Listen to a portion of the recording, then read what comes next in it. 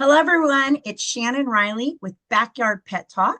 And today we have Scott Graham as our guest. He's going to be talking to us about stand-up paddleboard with your dogs. As you can see, he's demonstrating for us. So he has written a book about how to teach your dog how to get on the stand-up paddleboard. And so we're going to talk about that and just a little bit. So welcome, Scott. Thanks for being here today. Wow, what a great privilege it is to be here. I've been really looking forward to it. I'm really excited to hear all about your training and everything. So before we start, just so people kind of know, tell us a little bit about yourself, because it's always nice to know who we're talking to. Obviously, I'm a paddleboarder, and this is Rocket here in the front. She's the white Jack Russell terrorist, and this is Root. Root is the black lab that just does whatever Rocket tells her to do. Actually, we all do whatever Rocket tells us to do. And I run a farm animal rescue in Vermont, and I'm a career coach, a psychedelic support coach, if you're interested in doing psychedelics. And I also have written 28 books. I'm working on my 29th. I am an EMT, a firefighter. I teach Tai Chi to the elderly. I have a lot of things I do, and really I'm really privileged to have the life that I live with, especially with these two companions at my side almost all the time. That's great. I didn't even realize until just now, but I have a Jack Russell and a black lab too. So we have that in common.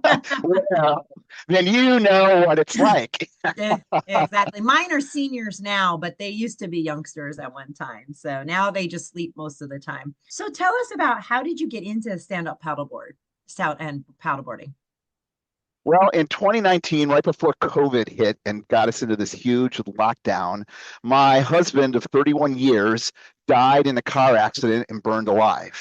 Wow. And I just couldn't do the things that we used to do. It just was not a piece that I could do. These two dogs got me through COVID. They were the best therapists ever. And I looked for something else to do. So I bought a camper. I bought it right in the kind of the start of COVID, when everything was kind of falling apart and everybody was afraid that the world was going to end. So I got it super cheap right before everybody said, "Oh my God, what are we going to do when we're locked down? I got to buy a camper." Literally 1 month after I bought this camper, the prices went right through the roof. Oh, wow. And I tried mountain biking. I thought, you know what? I'm going to get a mountain bike. I used to mountain bike when I was younger. I have 2 replacement knees, and I thought, let me give that a whirl, see where that would go. That was a nightmare. With 2 dogs on single track trail, it was a complete and utter nightmare. Going down the road, right? What are you supposed to do? Bike with your leash? It was just crazy. Yeah, and so, especially with 2. It's hard enough to ride a bike with 1, but 2 is really hard. Right. Yeah. And so then I decided I was going to try paddleboarding and did some research, bought a board. I had never been paddleboarding before. They had never been paddleboarding before. It was completely new to the 3 of us. And I thought, it can't be that hard. And well, I had some learnings to do around that. And then I thought, well, there's got to be a lot of information on what to do to paddleboard with your dog. There's nothing. Literally not. There's a few superficial pieces, but nothing that really stands out as important. And I'll give you just one example, because I mean, they're the world to me. I have to protect them. They don't know what the heck is going on, right? So they're just sitting here, right? They're going to go where I go and do what I do. I have to think about these things, just like if you had a dog and you were going down the road and there's traffic, you have to protect your dog from the traffic. Right. So I realized, well, the core piece that needs to happen is how to get them on and off the board in the middle of a pond or the middle of a lake or the middle of the ocean, right? When you're not so close to shore. What do you do? How do you do that? Nothing on the internet on how to do that. Absolutely nothing. And I had to figure it out from scratch. Yeah. Multiple failed attempts. It was very entertaining to people in the campground. And I was on the St. Lawrence River trying to learn how to do this. It was very entertaining to the people on the campground while I did this. And then eventually we figured it out. Train one, train the other, and then train them both. And now I can be in the middle of a lake. And one of the things that is important, you want training to be fun and not horrible. So then my question was, well, how do I make this thing fun, right? What's fun about falling in the water? Well, Groot loves a frisbee. Rocket can't stand the fact that Groot goes after a frisbee and she doesn't have it. So I bridged this by getting a frisbee, and I can throw a frisbee. Groot can jump off the board and then swim back over to the board. I get the frisbee, and then I get her back on the board. So the whole getting back on the board now is a fun thing that she just looks forward to. That was one thing, yeah, that you had to teach. Now, probably if we go back on how you really even started. So as someone who has a stand-up paddleboard, the first thing you might have had to learn is for you to learn how to stay on it and stand up and yourself not fall off. Because, you know, the first time I got on a stand-up paddleboard, it was like an earthquake was happening underneath me because I couldn't get my balance. And until I learned how to find my center of gravity and find that balance. So obviously you had to learn. Did you learn on this camping trip, or were you at the pond that you're on in Vermont when you were doing this? I went on a camping trip. It was all or nothing. And literally, I worked with the dogs in the morning. I did some training with them to get on the board and go over basic commands for them to learn. And then I took them back to the camper, made sure they were okay. And then I went and practiced getting on my knees for a little while, and then came back and worked with them, and then practiced. It was all I did for an entire 10 days on the St. Lawrence River was do this with them and try to figure it out. So you both were learning at the same time. You guys were yes. tag team learning. So, you know, you were learning and they were learning at the same time. When you started it, sitting, which it is much more stable. When I first started, I was either on my knees or on my rear as I was learning. You're obviously in Vermont. I'm in Ventura, California. So we have a lot of surfers. People will try to surf with their dogs. People do all kinds of things. How did you first get them on the board? Because that can be a trick in itself. Everything that we did started on dry land. Okay. And so I literally set the board on dry land, and I taught them the first two commands, which is surf, and then they know the off command. Because there's two pieces. Number one, if I can't tie them up when they're on the board, if they fell in when they were tied up on the board, what a nightmare. I trained them to listen. That was the first commands that I taught them. So that when we get to the shore, they are not going to get off until I say off. And that's not just prevent them from chasing a squirrel or going after another dog. When these two jump off the board, this board goes flying.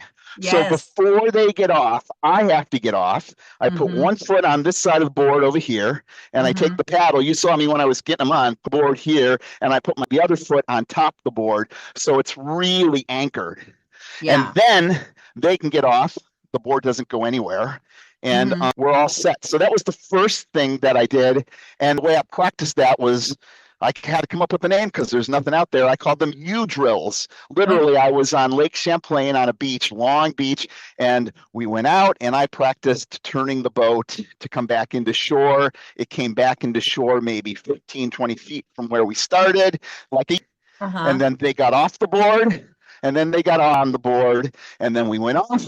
I went out, made a U, came back in. They got off the board. They got on the board. We went all the way down the beach. We turned around, and then I practiced in the other direction, right? So I was practicing a left-hand U. I got to practice a right-hand U and build my skills up. And they got to practice getting off and on the board when I told them. And also stabilizing, you know, because as you turn right or left, you know, they have to be able to stabilize because the board might have a little adjustment. You know, it might not be perfect. Kind of like when a dog's in a car or a bus. I work with service dogs that have to drive in a bus, and they got to get used to, you know, stabilizing when the vehicle they're on is not perfectly stable like ground. Absolutely. That's another command that I was like, oh my God, like there's nothing, right? I'm like, I have to teach them this command. And so they know the hold on command.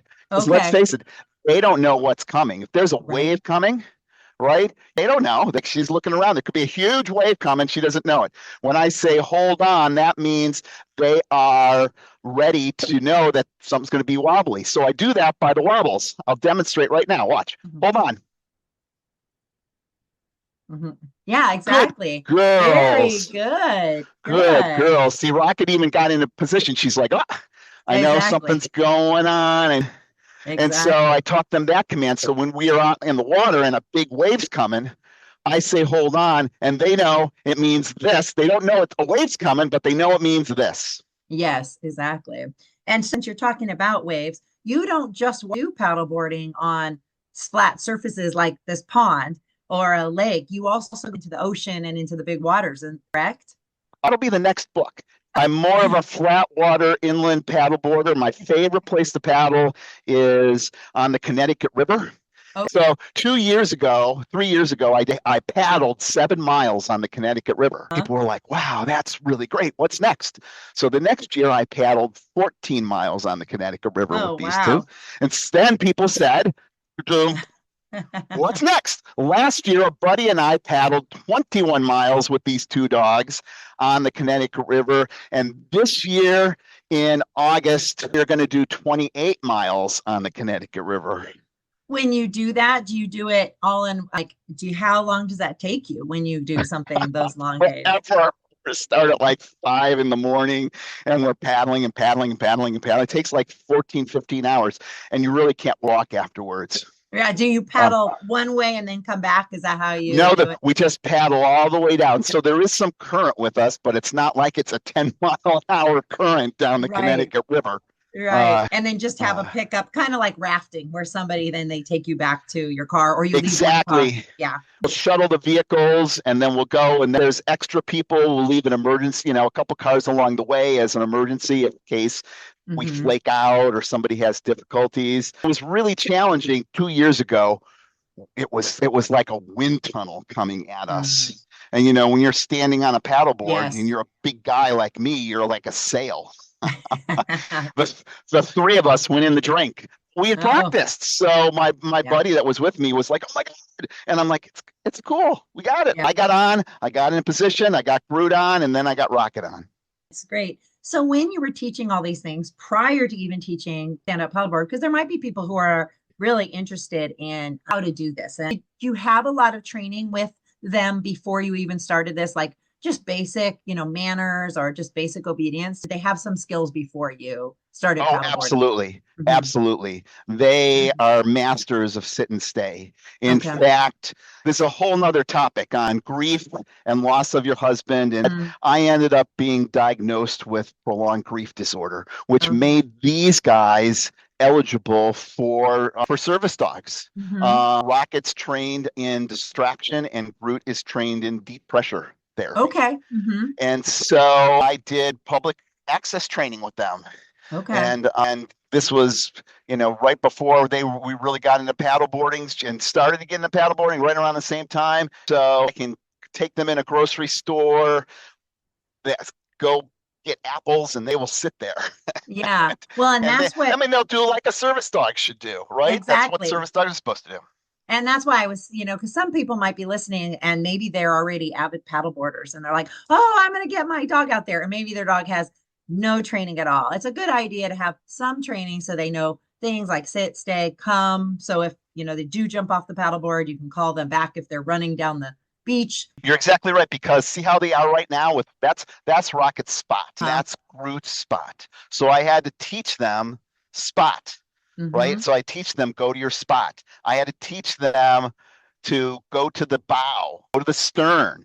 And those names don't mean anything to them, but they know when I say go here or go there, what that means. And now they've taken that and bridged it to stern and bow. Right. Exactly. And so, having it as a foundation of some basic training, whatever it doesn't, but they don't have to be necessarily service dogs, but they do need to know some basic things for their safety.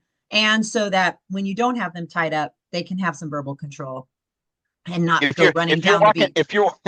If you're walking down the street with your dog on a leash and that dog is pulling everywhere and nowhere and you're all over the place, you're going to have a hard time on the paddleboard. Right. Exactly. Have a hard time on the paddleboard. Exactly. So we had pre-training, you did training on the ground. So you taught them how to get up on the paddleboard. How did it go when you first got them onto the water? Because going from a paddleboard that's on the ground on the beach is a lot different than jumping on a paddleboard that might move. And maybe the lab might be okay, I'm a little bit, but not all Jack Russells love water. And, Oh no, Jack, she does not like water. yes, so exactly. And being my two favorite breeds, I understand this. And, my Jack Russells all had to learn how to swim because I take them to a lake, but it wasn't like my lab who I couldn't get out of the water, so it was the same thing. So how did you teach them to bridge that from jump on the paddleboard on the surface and then jumping on the paddleboard on the water? Lots of, I can't say this, but I will spell it, lots of COOKIES. I said that now, they would just go bananas. And so they learned that the paddleboarding was a great thing. And then we did not go way out on the lake, way out on the water. We did not do 28 miles on the first day that we were on the water. Right. We went down, paddled around for 10 or 15 minutes. I want to make sure that this is a joyous, fun, great experience for them. And then we stopped before they got nervous. Now I'm learning too, so we got to stop before I get nervous. Yeah, because people, if you watch someone paddleboard, it looks so easy if they're really used to it. And then you get on one and you're like, wow, didn't know this was so much core workout and so much leg workout until you're on it. Right. I didn't know that. I was, I've been doing this for a while. So my niece I'm like, oh, get on the paddleboard. It's easy. You'll do great. She got on by herself, went like 3 feet, fell right over. I was like, I'm sorry. I guess it's really not that great. Exactly. Takes a while to learn it for sure. Yes. So now you have a book about all of this. So tell us a little bit about your book and what inspired you to write it. I mean, I'm assuming it's because you couldn't find information about it, but tell us a little bit about your book. That's exactly what inspired me to write it. In fact, this is my 26th, and I published 27th and 28th. And I'm finishing up my 29th. And so I tend to write about things that interest me. So I'm not writing, ghost stories or romance stories or things like that. If there's something that's interesting me and I'm taking notes about it, I'm like, oh, I'm going to turn this into a book. So my notes, everything that I did to figure out what kind of board to get, I turned that into a book. Everything I figured out on what kind of PFD to get, because not all PFDs are created equal. There's a lot of bad PFDs out there. I put that in the book. And then I was like, I got to teach these commands. So all these commands that I'm talking about, I talk about in the book.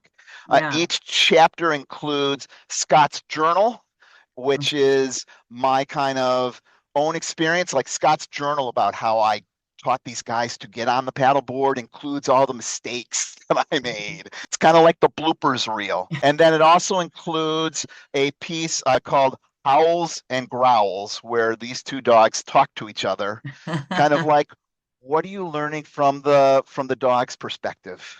Right. Like, oh my God, it's moving, Groot. What's going on here? And Rocket says that to Groot, and Groot's like, calm down. It's the water. And Rocket says, I hate the water. And it's got a humorous piece, and each section's broken off pretty easily. So if you don't want to read about the dog's conversations, you can skip over it and just focus on the commands. I try to make it pragmatic, fun, and engaging. That's great. That's something we didn't talk about, but you just brought it up, those personal flotation devices. So something to keep them safe.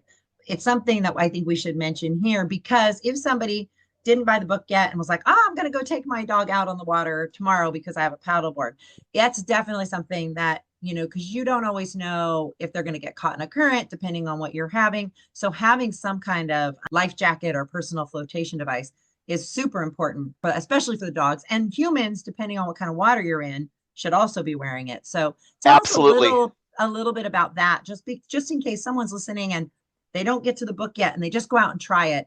Want to make sure that they keep their dogs safe and themselves. Do not get on the water unless you've got a PFD and your dog's got a PFD. That's the easy piece.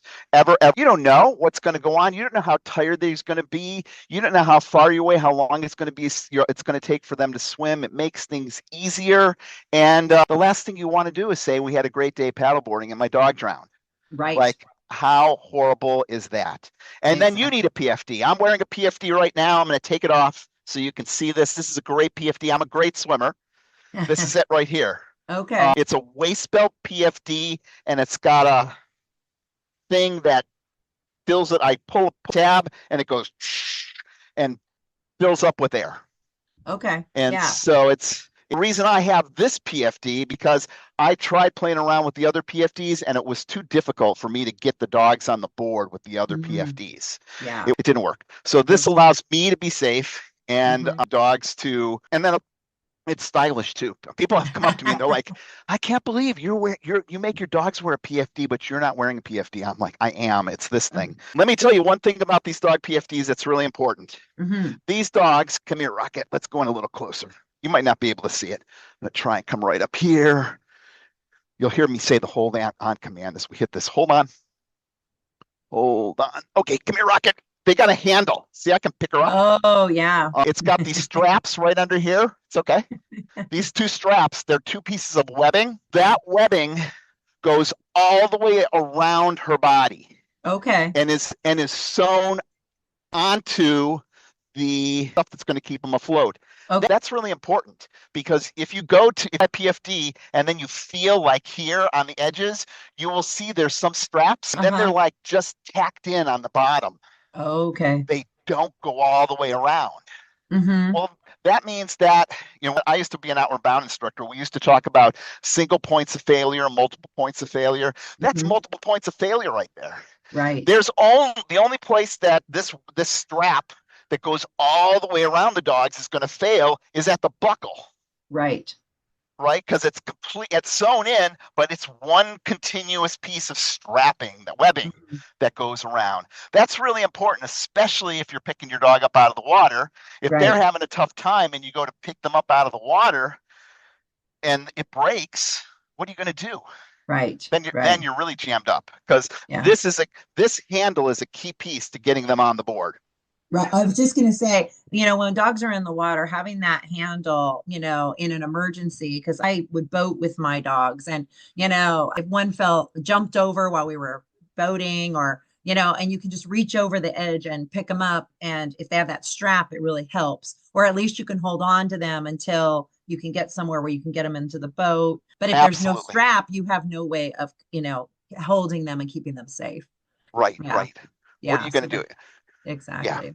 So you've given us so much great information and I hope people will go and we'll be putting all the book information here in the comments and, so people can go to it. But as we kind of wrap up, do you have any last tips for anybody who's listening? Anything that you like to share with people about paddleboarding or even just doing things with your dogs? The relationship that you have with the dogs, everything that I've been able to do with the dogs is based on trust.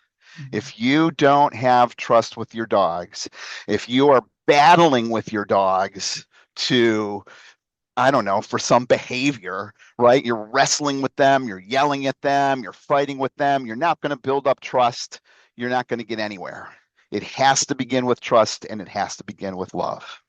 Yeah. And getting on here, how are you going to get them on? If you're forcing them on, you're not going to make this a fun experience, but with the treats and the rewards makes it so it's a fun experience for everyone and less stress too. So, well, Scott, thank you so much for being part of this. And everybody got to see the visual part of what the paddleboarding, at least the starting of it, looks like if you were sitting. And that Rocket and Group both just look like they're enjoying themselves. And it finally stopped raining in Vermont. So that's nice too. Right.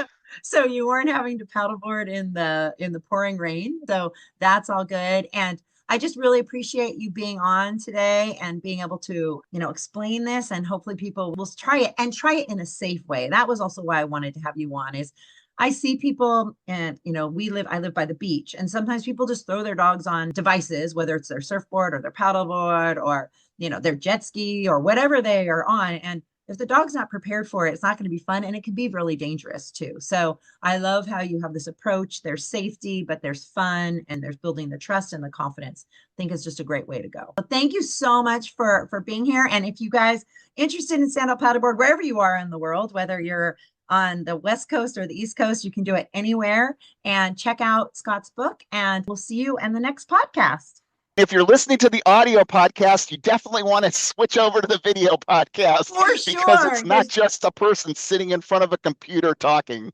Exactly. This is one of our more interactive podcasts. So that is for sure. So, well, thank you so much for being here. And maybe on your next book, we'll have to have another podcast. That'd be great. Thank you very much. Awesome. Thank you.